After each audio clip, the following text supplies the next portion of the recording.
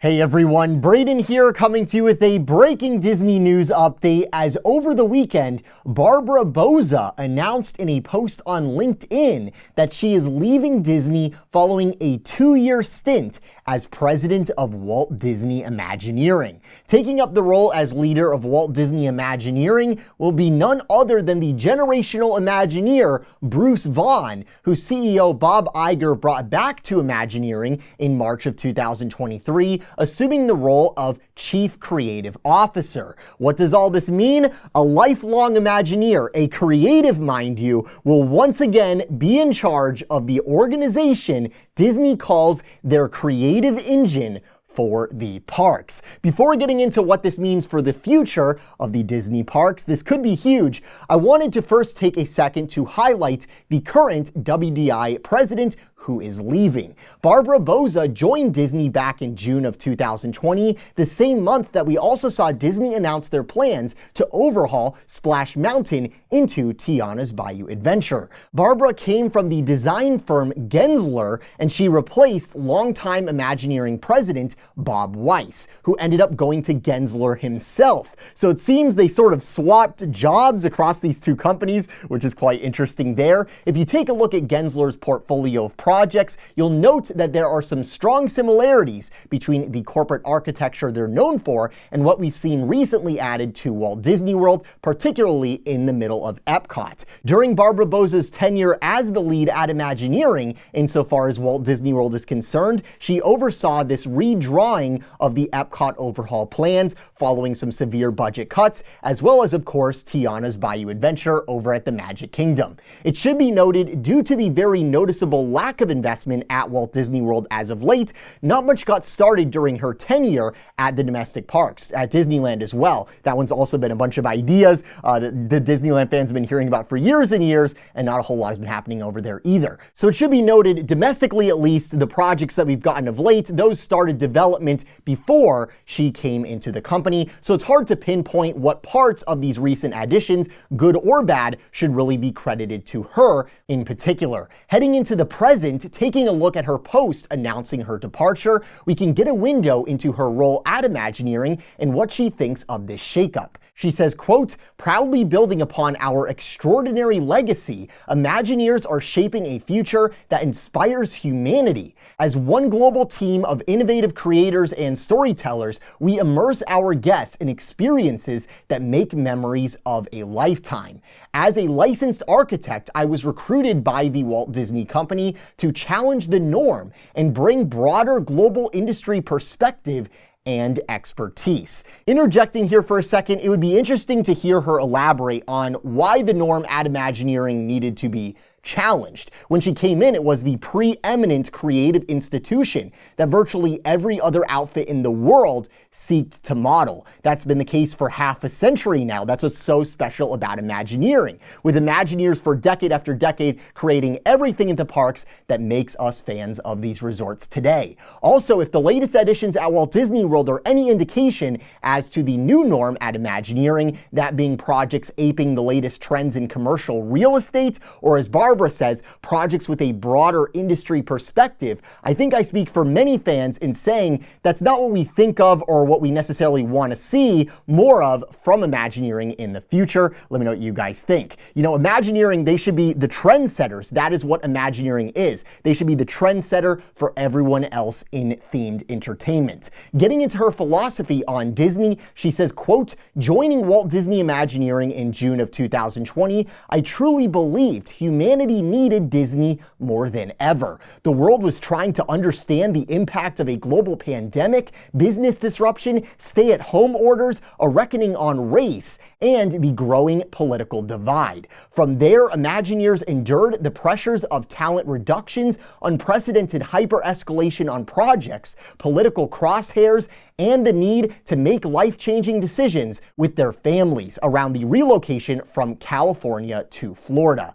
Through all of this, Imagineers relentlessly created and delivered some of the most impactful projects in the history of the Walt Disney Company. This success has fueled the turbocharged growth of Disney experiences through $60 billion in investment over the next 10 years that Bob Iger and Josh D'Amaro speak of. So I want to take this moment to personally thank all Imagineers, past, present, and future, for making the impossible possible. It is bittersweet as I wrap up my work as president of Walt Disney Imagineering this month before I create an even bigger impact for World. Stay tuned. Finishing her exit announcement, she announces, quote, WDI will be in excellent hands with my partner Bruce Vaughn, Chief Creative Officer, who is an exceptional creative leader. So getting into my thoughts here on all of this, we've seen a very worrying trend in recent years, which Barbara herself notes here, where there have been talent reductions at Parks Creative, especially since 2020. And these talent reductions, they aren't just young folks who are doing internships who ended up getting laid off, or broader industry professionals that Disney laid off back in 2020. We are continuing to see, to present year, generational Imagineers appear to be pushed out, retiring early, leaving to competing themed entertainment companies, things like this, which will affect future creative output at the parks, the quality of it in particular. The Epcot Gardens area is fresh in my mind right now because I just got back from experiencing it for the first time in person. I did a live stream there this past week, which you should check out, and we observed there how mistakes were made which shouldn't have happened. Trip hazards have been boxed up with temporary plywood. Installation mistakes resulted in top-of-the-line materials failing immediately, namely looking at the plumbing issues over at Journey of Water inspired by Moana and the malfunctioning pathway lights in Epcot's middle area. Thankfully, it has been quite rare in the recent past for mistakes like these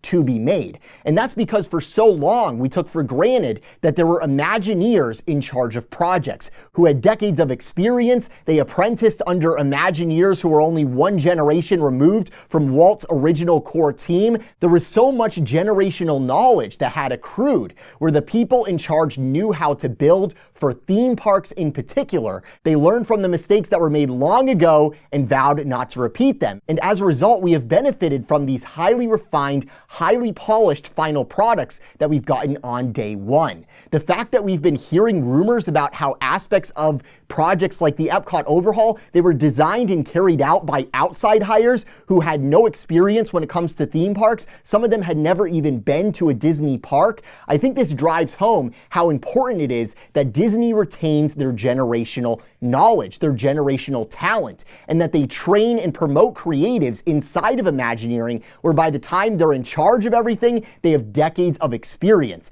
instead of running Imagineering in a more cost-effective way where you just make it a revolving door, where you bring in kids, exploit their talent, then bring in the next batch of people, because the higher cost of retaining talent year after year, training people in-house, and then retaining them for decade after decade, that ends up paying off in the final product because you end up not having to spend large sums of money fixing your newest experiences within weeks of them opening, as has been the case with many of Disney's latest additions at their parks across the world. And that brings us to this news of Bruce Vaughn taking up the leadership role at Walt Disney Imagineering. This is a guy who has worked on successful additions that we've seen come to the parks over the past 25 years. He's been working at Imagineering longer than I've been alive, so to have a creative like that who is keen to the proprietary nature of this very unique organization and be the leader of it, I think that is a very good omen for things turning around at Disney in the future. And getting to the timing of this shakeup, it's very interesting because surrounding this,